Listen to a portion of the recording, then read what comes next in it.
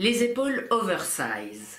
Oversize, très oversize. On les a vues dans les défilés, on les voit dans les pages des magazines. C'est assez étrange et on les voit maintenant dans les magasins. Donc, attention, c'est très casse-gueule, les épaules oversize et super oversize encore plus.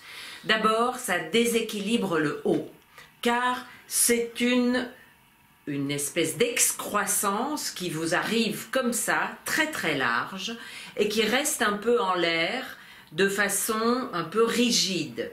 Ça, c'est l'oversize un peu couture.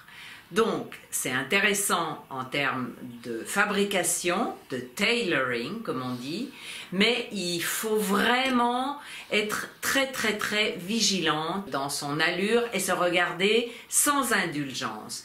Car les épaules oversize, ça vous fait un tout petit coup.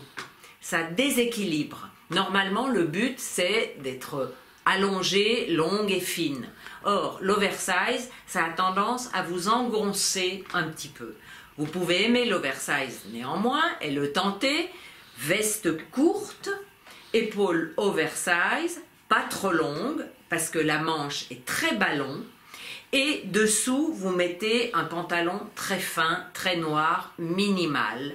Il faut que vous soyez longue, fine, mince, jolie, avec un long cou. Mais c'est vrai que c'est original, avec un imprimé un peu graphique ou un imprimé façon Dries Van Noten ou façon géométrique. Ça a une certaine allure. Pour celles qui préfèrent quelque chose un petit peu moins risqué, l'oversize peut se pratiquer, mais à condition qu'il ne soit pas exagéré. Je pense que les épaules larges, c'est acceptable à condition que la veste soit un peu longue, c'est-à-dire comme si vous aviez pris la veste de votre compagnon, de votre frère, et qui vous tombe un peu longue jusqu'à, disons, mi-cuisse ou un quart cuisse.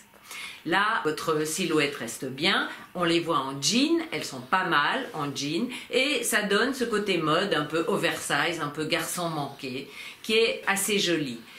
Faire attention à l'emmanchure, car l'oversize couture crée une couture un peu rigide en l'air.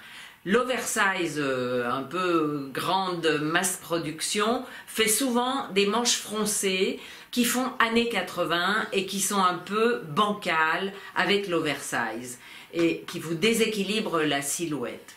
Donc, ayez conscience de tous ces éléments quand vous choisissez votre oversize et si jamais vous n'êtes pas trop sûr, rabattez-vous sur quelque chose d'un peu classique et qui ne vous métamorphose pas trop car vous allez dépenser de l'argent et ne pas porter le vêtement. Ça, c'est classique.